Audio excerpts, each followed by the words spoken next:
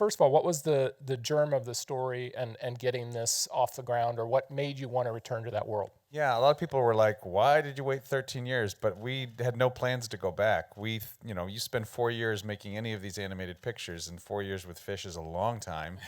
And so when we finished Nemo, we thought we were done, and it was a self-standing movie, and moved on to do robots and go to Mars. And they wanted to put the movie out in 3D, Finding Nemo, in 2011. So they had us come watch it.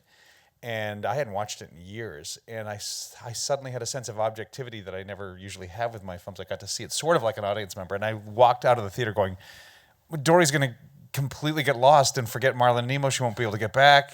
She doesn't know where she's from. I know because I wrote her, I knew she had this sense of abandonment, this hole in her that wasn't complete, that she needed closure, and it bothered me. I couldn't drop it. Yeah, so he said that, and it was again, he doesn't say those things lightly. I think you could tell it bothered him as a writer, I think, and as a director. And so then we finished up the movie we were on, and that kind of kept percolating. And almost 4 years ago to the day, like we pitched the idea to John Lasseter, and he was like, "Yes, please." It's like Finding Dory. Yes. So you're coming back to this, and after some time in live action, which even though it's live action, you're dealing with a lot of visual effects and stuff. So I assume that for you, it wasn't that far of a stretch. It took just as long. Yeah. Exactly.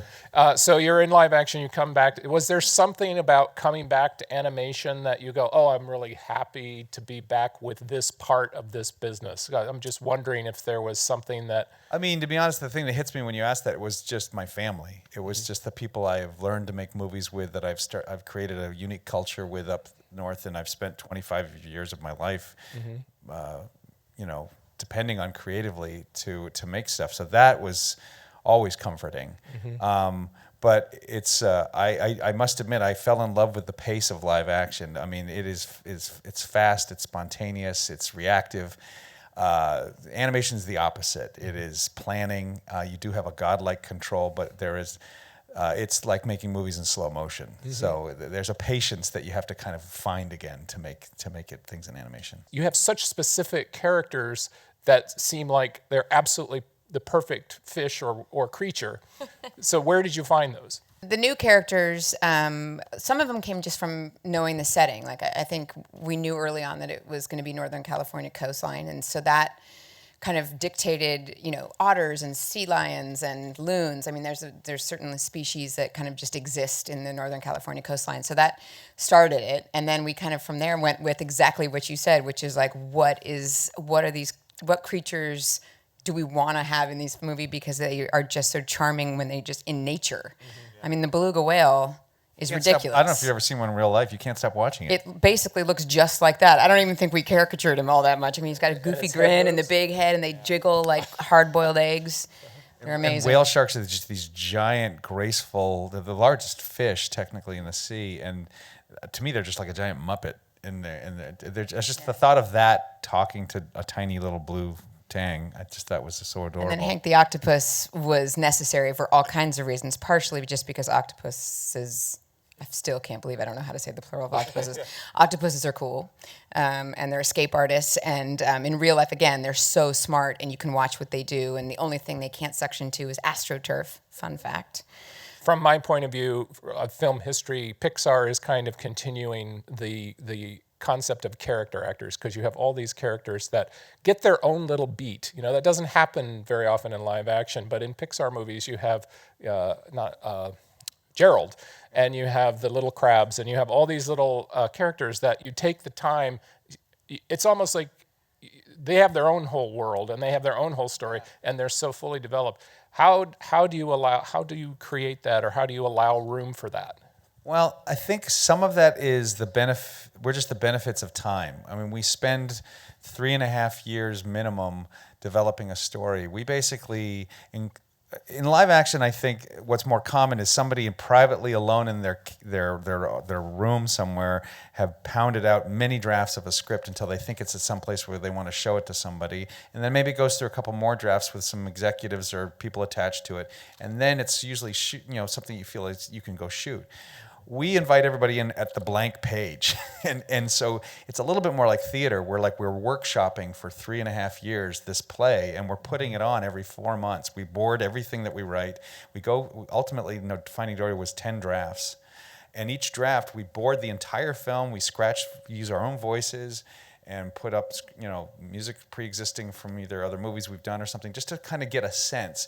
And we put that play on every 4 to 6 months for 3.5 to 4 years. And as we cast, we can start to sort of mold our writing and our rewrites to the actors that we have to play off their strengths. And that gives us a lot of time to think about and take advantage of the characters we've cast, whether they're fish or whether they're toys, and the voices, and find the economy. I mean, usually when something takes 3 hours to tell on screen, it means you didn't have time to edit. It just, it's the Oscar Wilde, I'm sorry I didn't have time to write you a short letter. And it means time. And so what you're seeing is just the benefit of all this time to really kind of reduce it down to like its essence. And they all started out too fat and with stories that could warrant them to have their own movies. We also have 100 animators who are looking for any opportunity Show off. to give they're like, no, it wasn't in the original when you gave it to me, but I added this little beat with, so, and the actors obviously themselves are improving as we go, Ty and Caitlin would improv whole beats that weren't in the script, and then we ended up kind of trying to find a place for somewhere. So, Thomas, let's talk about the music. One of the things that music, you think of the song or you think of a particular chase scene where there's lots of, but the thing that I noticed watching it a second time was where I think you're really a master is the very subtle places where you're looking, like Dory's eyes are just staring straight ahead, and the music is not doing anything very complex at all. It's just it's fairly static. Yeah, but it seems to me that the pressure to maybe want to push too hard on that, and yet you find just the right notes. So how do you find those notes to bring that out? Oh, I guess you see the larger arc, and that if there's any one moment that you think you want to underline, you ask yourself, if I underlined this, will it take away from a more important underlining down the line? So and then you kind of decide what matters more, where music can help drama more, and if it doesn't need help, like in the case of Dory staring out into nothingness, and stillness is your friend as opposed to describing that or giving some more story aspect. You just lay low and you wait for a moment when it's gonna sop it up better. And you can always tell. I mean, typically, we can sit in front of an image, listen to music, and we can say we're too early, doing too much, and we want to wait. And there was the big thing when Dory finally meets her parents. Right. What was that a moment right there, or was it a suspended thing that would allow you to kind of be in that kind of timorous moment, and then a more outgoing moment when they start to twirl? Yeah. So when you're coming back to a world that you've composed for before, and with a director you've worked for before, did you go back to Finding Nemo and think about what you had done there?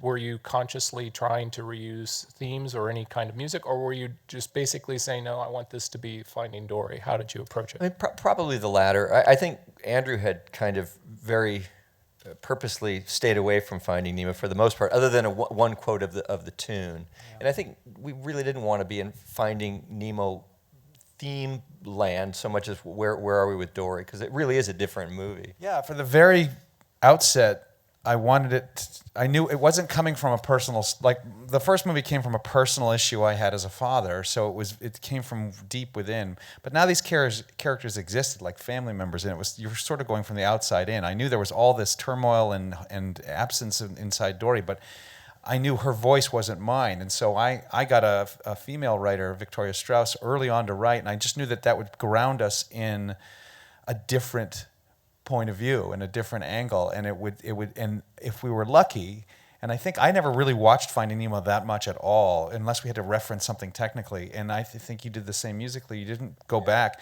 because we just wanted to honestly find the voice of Dory, and I felt very comfortable that if we found it honestly, it would, by its own design, be harmonious with the first one. And there wasn't like some checklist we had to go off of or reference to make sure we were feeling like we were in the same family. I thought that would actually trap us and block us from thinking correctly.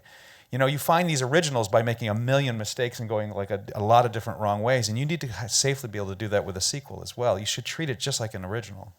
So, Sigourney Weaver. I mean, that's like one of the best gags in the whole film. How did that come about? Well, she was also a voice of the computer in the mothership of Wall-E, and I'm so honored to actually know her now and actually have her phone number. And I didn't want to abuse that privilege, and I thought it would be weird to ask her to be a voice again, but man, we just came up with it one time and we put it in and it just cracked us up. We thought it was we do this to ourselves to kind of crack ourselves up because you're in this movie for so long that we put things in our screenings sometimes that we're like, there's no way that's going to stick because it's so weird, but it makes us laugh even though, because it's all internal for so long that we put it in and we're like, that's somebody's going to say, like, that's so weird. And then the gag kind of just kept getting bigger and bigger and bigger, and because it's a voiceover and there's no animation to it, we kept waiting because we were thinking it was going to get pulled out. Yeah. And I wasn't going to ask that favor and then suddenly have it cut. have it cut. So we called her kind of really at the last minute, and I don't think she's seen it yet, but Andrew warned her. He's like, kids are going to know your name forever. For out of context. They won't know your history. They won't know your filmography. Introduce yourself, and they're going to be like, wait a minute. They're going to know your name. And it's a great name. It's like you can really get your mouth around it. So thank you all for being here, and thank you all for staying. Thank you very much. Enjoyed the film. Thank you.